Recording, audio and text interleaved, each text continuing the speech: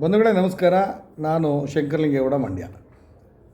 ಇವತ್ತು ಇಡೀ ರಾಜ್ಯದಲ್ಲಿ ಒಂದು ದೊಡ್ಡ ರಾಜಕೀಯ ಚರ್ಚೆಗಳು ಆರಂಭ ಆಗಿದ್ದಾವೆ. ಡಿ ಕೆ ಶಿವಕುಮಾರ್ ಅವರ ಸಂಪುಟದ ಎರಡನೇ ಹಂತದ ಸಂಪುಟ ವಿಸ್ತರಣೆ ಮತ್ತು ಪ್ರಮಾಣವಚನ ಸ್ವೀಕಾರ ಯಶಸ್ವಿಯಾಗಿ ನಡೆದಿದೆ. ಸಹಜವಾಗಿ ಒಂದಷ್ಟು ಲೋಪದೋಷಗಳು ಎಲ್ಲ ಕಡೆ ಇದ್ದಾಗ ಇಲ್ಲೂ ಇದೆ. ಮಹಿಳೆಯರಿಗೆ ಆದ್ಯತೆ ಕೊಟ್ಟಿಲ್ಲ ಅಂತಕ್ಕಂಥ ಒಂದು ವಿಚಾರ. ಮತ್ತೊಂದು ವಿಚಾರ, ಸಾಕಷ್ಟು ಶಾಸಕರು ರಾಜೀನಾಮೆ ಕೊಡಲಿಕ್ಕೆ ಸಾಲುಗಟ್ಟು ನಿಂತಿದ್ದಾರೆ ಅಂತ ಮಾಧ್ಯಮಗಳು ಭಾಳ ದೊಡ್ಡದಾಗಿ ಬಿಂಬಿಸಿದ್ದಾವೆ.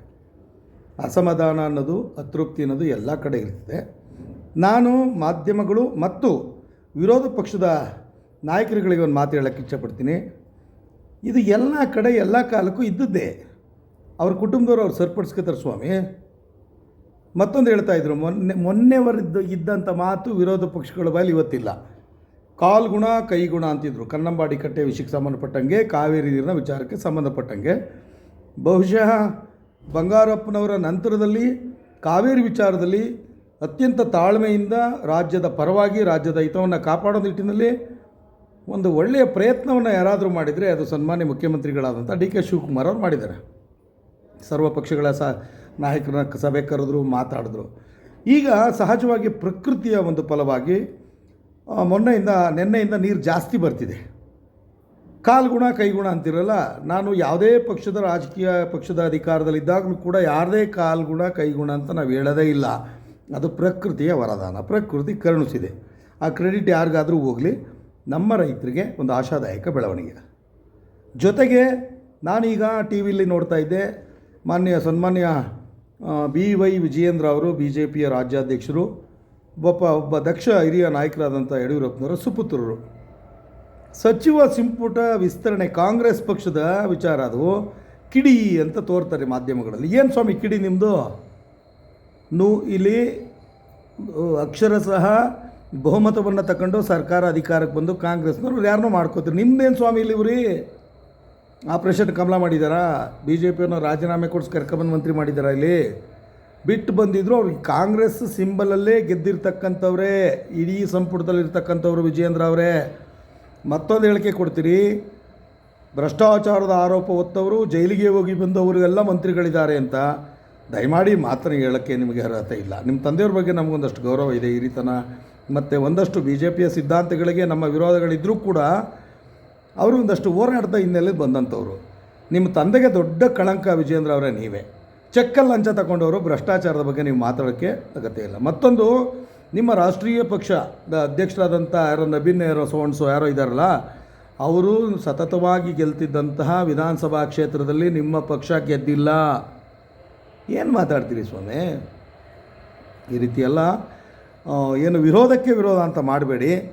ಕಾವೇರಿ ವಿಚಾರ ಈಗ ತಣ್ಣಗಾಗ್ತದೆ, ಪ್ರಕೃತಿ ಕರುಣಿಸ್ತಾ ಇದೆ. ಅದು ಈ ನಾಡಿನ ರೈತರ ಪರವಾಗಿದೆ ಪ್ರಕೃತಿ. ಸ್ವಲ್ಪ ತಡವಾದರೂ ಕೂಡ ಒಳ್ಳೆಯ ಒಂದು ಆಶಾದಾಯಕ ಬೆಳವಣಿಗೆ ಇದೆ. ವಿರೋಧಕ್ಕೆ ವಿರೋಧ ಅಂತ ನೀವೆಲ್ಲ ಮಾತಾಡೋದು ಎಷ್ಟು ಸೂಕ್ತ ಸ್ವಾಮಿ? ಸಾಮಾಜಿಕ ಜಾಲತಾಣಗಳಲ್ಲಂತೂ ವಿಶೇಷವಾಗಿ ನಾನು ಅತ್ಯಂತ ಹೆಚ್ಚು ಗಮನಿಸಿದ್ದು ಮಂಡ್ಯ ಜಿಲ್ಲೆ ರಾಜಕಾರಣಕ್ಕೆ ಸಂಬಂಧಪಟ್ಟಾಗೆ. ಮಂಡ್ಯ ಜಿಲ್ಲೆ ಇವತ್ತು 2 ಸಚಿವರನ್ನ ಕೊಟ್ಟಿದೆ ಕಾಂಗ್ರೆಸ್ ಪಕ್ಷ. ಬಹುಶಃ 32 ವರ್ಷಗಳ ಹಿಂದೆ ಇಂಥ ಒಂದು ಬೆಳವಣಿಗೆ ಆಗಿತ್ತು. ದೇವೇಗೌಡರು ಮತ್ತು JH ಪಾಟೀಲ್ ಇದ್ದಾಗ 3 ಸಚಿವರಿದ್ದರು. ತದನಂತರದಲ್ಲಿ ಹೊರಗಿನವರೇ ಬಂದರು, ಉಸ್ತುವಾರಿಗಳಾದರು, ಮತ್ತೊಂದು ಏನೋ ಆಗ್ತು.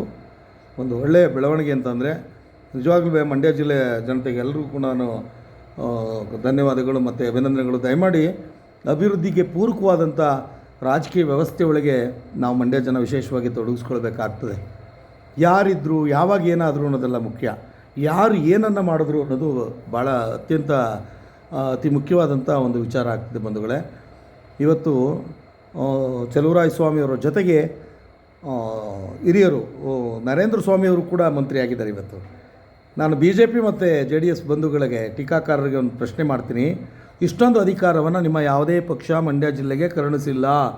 ವಿಶೇಷವಾಗಿ ಬೋರ್ಡ್ ಚೇರ್ಮನ್ಗಳು, ನಿಮಗೆ ಗೊತ್ತು ಅವರು ಎಷ್ಟೊಂದು ನಿಗಮ ಮಂಡಳಿಗಳಲ್ಲಿ ಕಾರ್ಯಕರ್ತರಿಗೆ ಅವಕಾಶ ಮಾಡಿಕೊಟ್ಟಿದೆ ಅಂತ. ದಯಮಾಡಿ ಒಂದು ಒಳ್ಳೆಯ ಕೆಲಸವನ್ನು ಮಾಡುವಾಗ ಬೆಂಬಲಿಸಿ, ಕೆಟ್ಟದ್ದಾದಾಗ ಖಂಡಿಸಿ, ಆಯಿತಾ? ಮತ್ತು ಅಸಮಾಧಾನದ ಬಗ್ಗೆ ಸಾಕಷ್ಟು ಚರ್ಚೆಗಳಾಗ್ತಿದ್ದಾವೆ.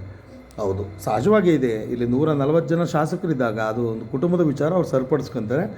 ಮಾಧ್ಯಮಗಳು ಮತ್ತು ವಿರೋಧ ಪಕ್ಷಗಳಿಗೆ ಏನು ಕೆಲಸ ಇಲ್ಲ ಸ್ವಾಮಿ ನಿಮಗೆ. ಸಶಕ್ತವಾಗಿದೆ, ಸುಭದ್ರವಾಗಿದೆ ಸರ್ಕಾರ. ಅವ್ರು ಆಡಳಿತ ನಡೆಸ್ತಾರೆ.